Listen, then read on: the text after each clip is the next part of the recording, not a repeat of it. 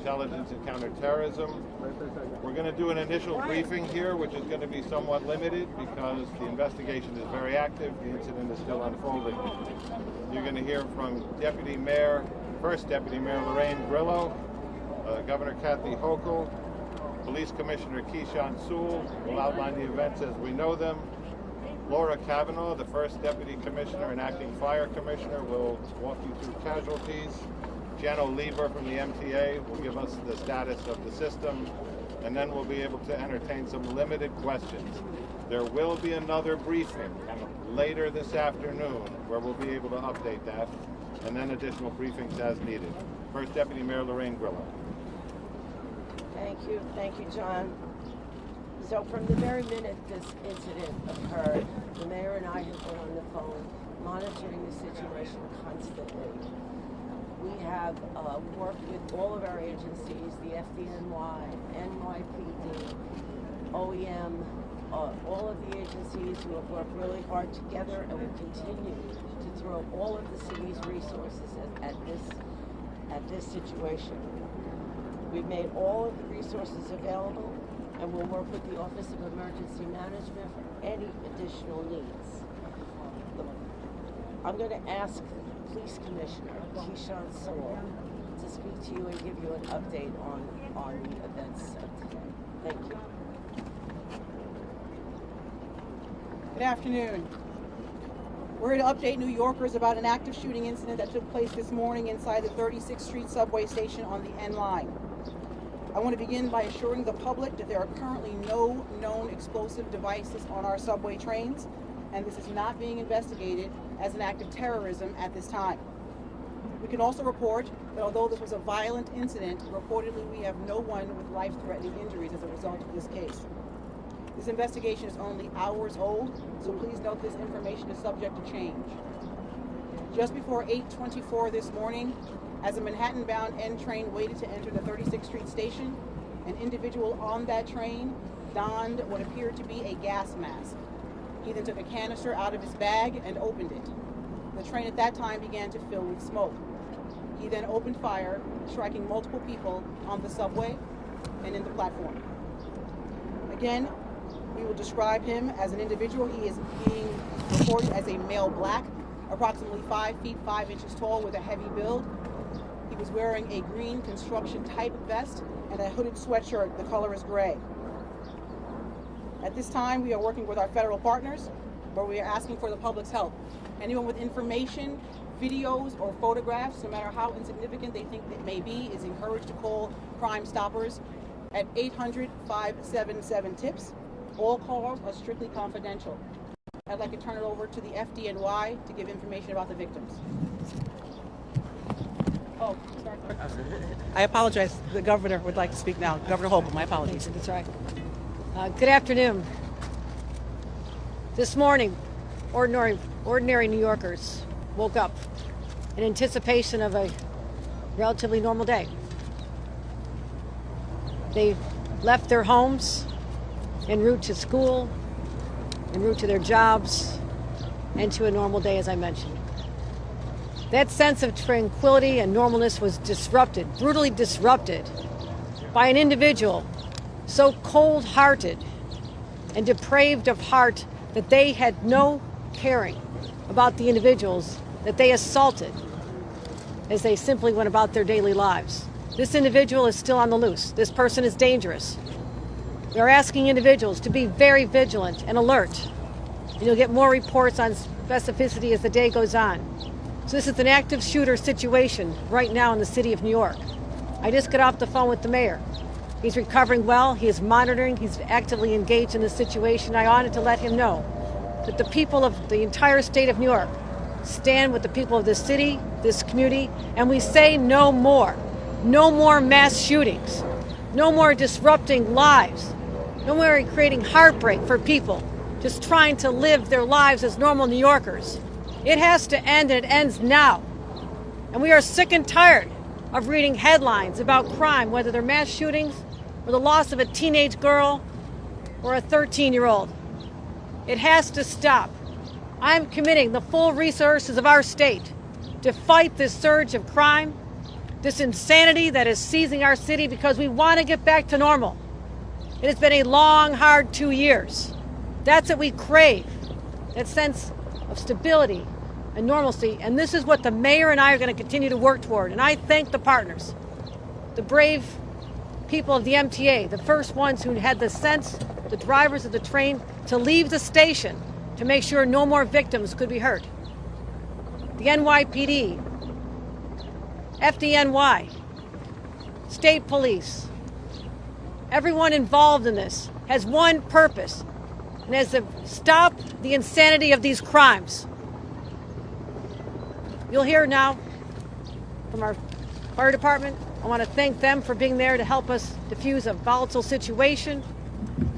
But we'll be giving continued reports as this day unfolds. Again, we ask everyone to be careful, be cautious, report what you see.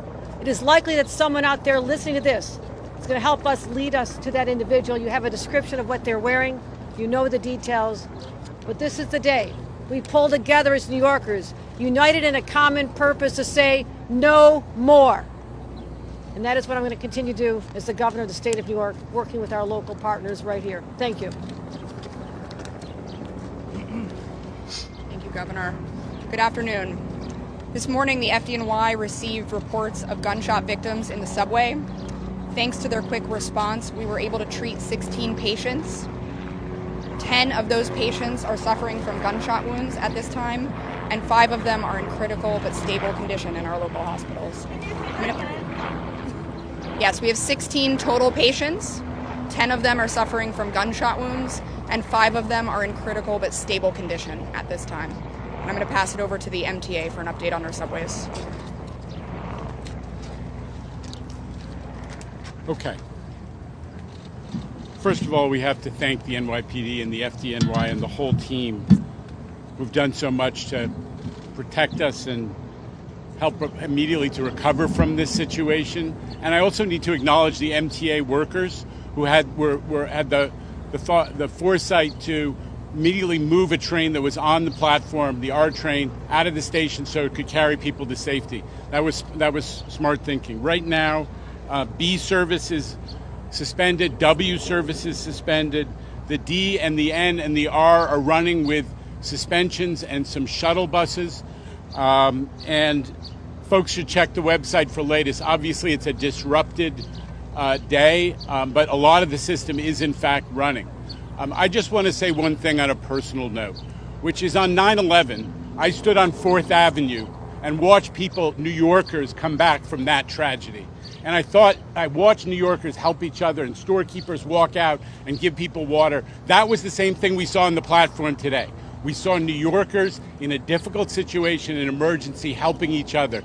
That's the subway riders. That's who New Yorkers are. Every day they're showing people in the subway, which is our public space, that New Yorkers of all varieties can come together in small spaces and get along and create something bigger.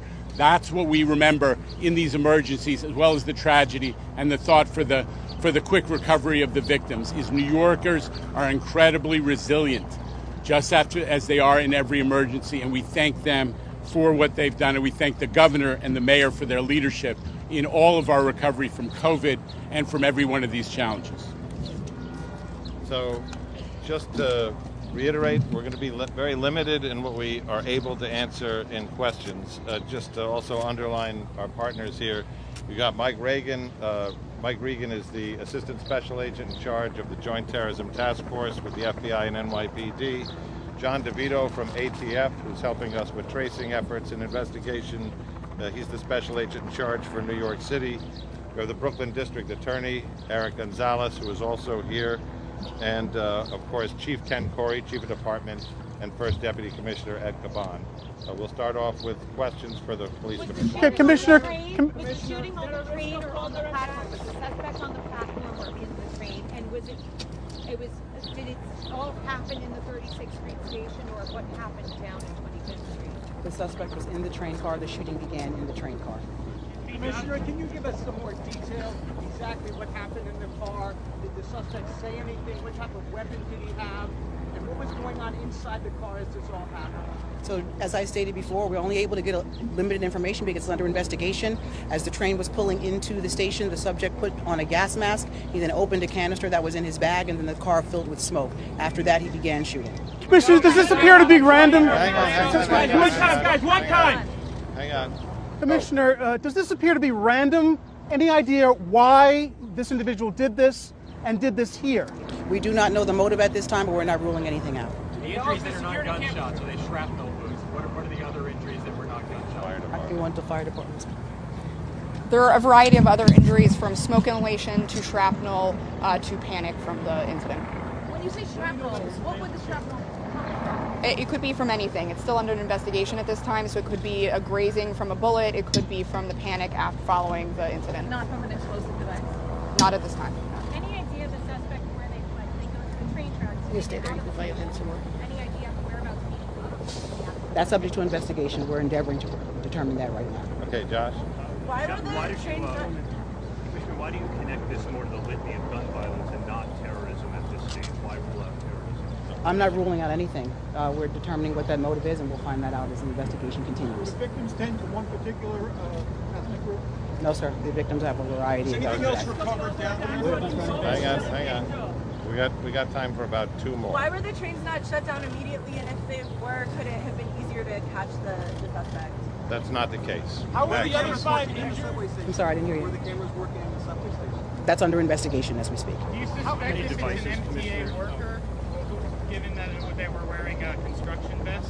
We have not Another city worker or something? We have not identified the subject. He was wearing a green type construction Governor vest. Hochul, do you want to comment on the arrest of your Lieutenant Governor Brian Benjamin? Did he speak to you this morning? Were you aware, and will you continue to campaign with him? I'll be happy to report on that later today.